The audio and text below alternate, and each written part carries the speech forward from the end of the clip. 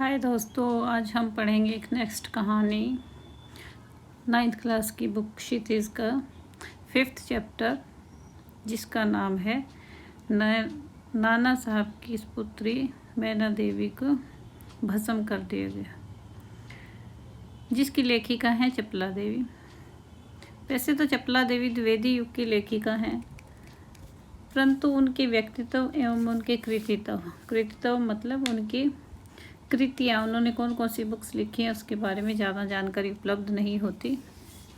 ये स्वतंत्रता आंदोलन के दौरान की लेखिका हैं। उस समय पुरुष लेखकों के साथ साथ अनेक महिलाओं ने भी अपने अपने लेखन से आज़ादी के आंदोलन को गति दी। उन्हीं में से चपला देवी भी एक लेखिका हैं।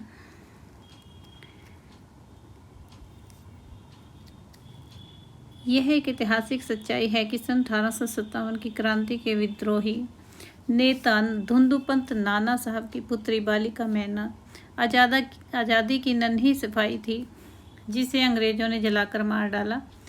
बालिका मैना के बलिदान की कहानी को चपला देवी ने इस गद्य रचना में प्रस्तुत किया है। यह गद्य रचना जिस शैली में लिखी गई है उसे हम रिपोर्टाज का प्रारंभिक रूप कह सकते हैं। रिपोर्टाज मतलब हम किसी एक घटना पर कोई रिपोर्ट विस्तृत रूप में लिखते हैं तो उसे रिपोर्टाज कहा जाता है। अब हम अध्याय पढ़ते हैं। नैना साहब की पुत्री देवी मैना को भस्म कर दिया गया। सन 1857 ईस्वी के विद्रोही नेता धुंधुपंत नाना साहब कानपुर में असफल होने पर जब भागने लगे तो वे जल्दी में अपनी पुत्री मैना को साथ न ले जा सके। देवी मैना बिठूर में पिता के महल में रहती थी, पर विद्रोह दमन करने के बाद अंग्रेजों ने बड़ी ही क्रूरता से उस निरीह एवं और निरपराध जिसने कोई अपराध ना किया, निरीह मतलब एक निरीह प्राणी, एक ऐसी शख्सियत जिस बिल्कुल निस्सहाय हो, जो निरीह मतलब निस्सहाय, निरपराध देवी को अग्नि में भस्म कर दिया गया, अग्नि में जलाकर मार दिया गया। उसका रोमांचकारी वर्णन पाषाण हृदय, पत्थर के हृदय को भी एक बार द्रवीभूत कर देता है। द्रवीभूत मतलब रोने पर मजबूर कर देता है। कानपुर में भीषण हत्याकांड करने के बाद अंग्रेजों का सैनिक दल बिठूर की ओर गया।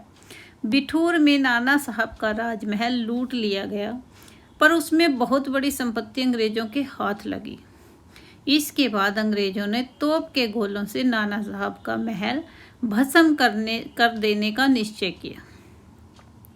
सैनिक दल ने जब वहां तोपें लगाई, उस समय महल के बरामदे में एक अत्यंत सुंदर बालिका आकर खड़ी हो गई। उसे देखकर अंग्रेज सेनापति को बड़ा आश्चर्य हुआ, क्योंकि महल लूटने के समय वह बालिका वहां कहीं दिखाई न दी थी।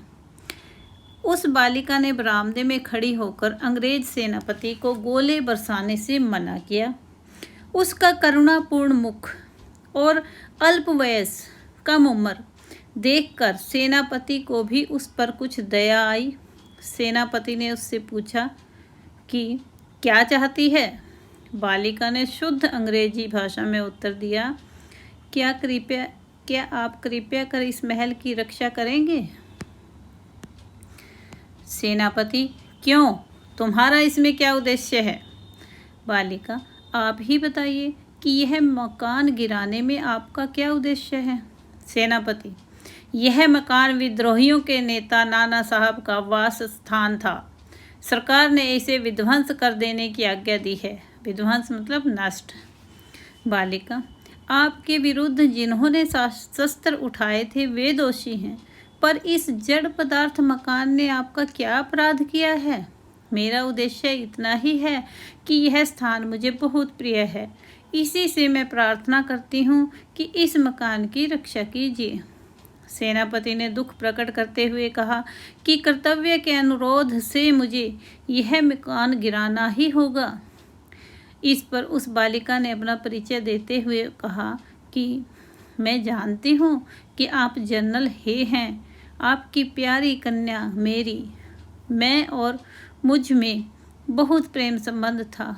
कई वर्ष पूर्व मेरी मेरे पास बराबर आती थी और मुझे हृदय से चाहती थी। उस समय आप भी हमारे यहाँ आते थे और मुझे अपनी पुत्री के ही समान प्यार करते थे। मालूम होता है कि आप वह सब भूल गए हैं। मेरी की मृत्यु से मैं बहुत दुखी हुई थी। उसकी एक चिट्ठी मेरे पास अब तक है। यह सुनकर सेनापति के होश उड़ गए। उसे बड़ा आश्चर्य हुआ और फिर उसने उस बालिका को पहचाना और कहा, अरे यह तो नाना साहब की कन्या मैना है।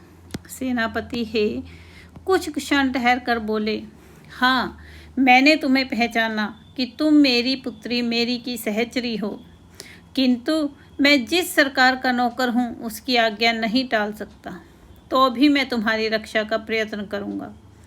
इसी समय प्रधान सेनापति जनरल आउट्रम वहाँ पहुँचे और उन्होंने बिगड़कर सेनापति हे से कहा, नाना का महल अभी तक तोप से क्यों नहीं उड़ाया गया? सेनापति हे ने विनयपूर्वक कहा, मैं इसी फिक्र में हूँ, किंतु आपसे एक निवेदन है। क्या किसी तरह नाना का महल बच सकता है? आउट्रम, गवर्नर जनरल की आज्ञा के बिना यह संभव नहीं। नाना साहब पर अंग्रेजों का क्रोध बहुत अधिक है।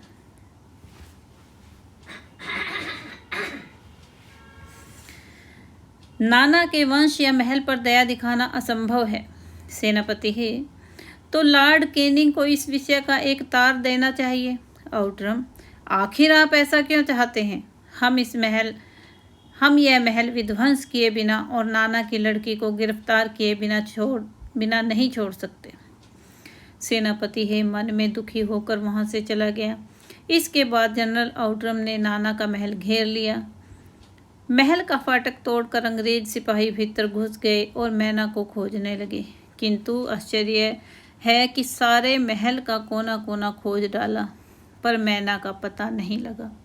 उसी दिन संध्या समय लॉर्ड कैनिंग का एक तार आया, जिसका आशय इस प्रकार था, लंदन के मंत्रिमंडल का यह मत है कि नाना का स्मृति चिन्ह तक मिटा दिया जाए, इसलिए वहाँ की आज्ञा के विरुद्ध कुछ नहीं हो सकता।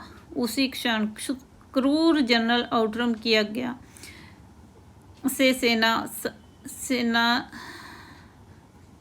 से नाना साहब के सुविशाल राजमंदिर पर तोप के गोले बरसाने लगे। घंटे भर में वह महल मिट्टी में मिला दिया गया। उस समय लंदन के सुप्रसिद्ध टाइम्स पत्र में 6 सितंबर को यह एक लेख में लिखा गया, बड़े दुख का विषय है कि भारत सरकार आज तक उस दुर्दांत नाना साहब को नहीं पकड़ सकी, जिस पर समस्त अंग्रेज जाति का भीषण क्रोध है। जब तक हम लोगों के शरीर में रक्त रहेगा, तब तक कानपुर में अंग्रेजों के हत्याकांड का बदला लेना हम लोग न भूलेंगे। उस दिन पार्लियामेंट की हाउस ऑफ लॉर्ड्स सभा में सर थॉमस हे की एक रिपोर्ट पर बड़ी हंसी हुई, जिसमें सर हे ने नाना की कन्या पर दया दिखाने की बात लिखी थी। हे के लिए निश्चय ही यह कलंक की बात है, जिस नाना ने अंग्रेज नर नारियों का संहार किया, उसकी कन्या के लिए क्षमा। अपना सारा जीवन युद्ध में बिताकर अंत में वृद्धावस्था में सर थॉमस हे एक मामूली महाराष्ट्र बालिका के सौंदर्य पर मोहित होकर अपना कर्तव्य ही भूल गए। हमारे मत से नाना के पुत्र, कन्या तथा अन्य कोई भी संबंधी जहाँ कहीं मिले मार डाला जाए। नाना की जिस कन्या से हे का प्रेमालाप हुआ है, उसको उन्हीं के सामने फांसी पर लटका देना चाहिए। सन 57 के सितंबर मास में अर्धरात्रि के समय चांदनी में एक बालिका स्वच्छ उज्ज्वल वस्त्र पहने हुए नाना साहब के भग्नावशिष्ट खंडहर प्रसाद महल के खंडहर के ढेर पर बैठी रो रही थी। पास ही जनरल आउट्रम की सेना भी ठहरी थी। कुछ सैनिक रात्रि के समय रोने की आवाज़ सुनकर वहां गए। बालिका केवल रो रही थी, सैनिकों के प्रश्न का कोई उत्तर नहीं देती थी। इसके बाद कराल रूपधारी जनरल आउट्रम भी वहां पहुंच गया। वह उसे तुरंत पहचान कर बोला, ओह, यह नाना की लड़की मैना है। पर वह बालिका किसी और न दिखती थी और न अपने चारों ओर सैनिकों को देखकर जरा भी डरी। जनरल आउटरम ने आगे बढ़कर, अंग्रेज सरकार की आज्ञा से मैंने तुम्हें गिरफ्तार किया। मैना उसके मुंह की ओर देखकर आर्त दुखी स्वर में बोली, मुझे कुछ समय दीजिए जिससे आज मैं यहाँ जी भर कर रो लूं। पर पाषाण हृदय, पत्थर वाले हृदय वाले जनरल ने उसकी अंतिम इच्छा भी पूरी न होने दी। उसी समय मैना के हाथ में हथकड़ी पड़ी और वह कानपुर के किले में लाकर कैद कर दी गई।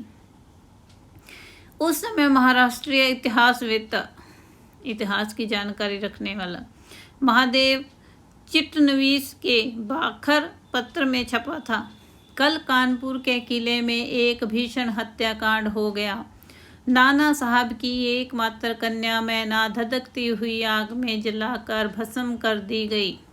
भीषण अग्नि में शांत और सरल मूर्ति उस अनुपमा बालिका को जलती देख सब ने उसे देवी समझकर प्रणाम किया।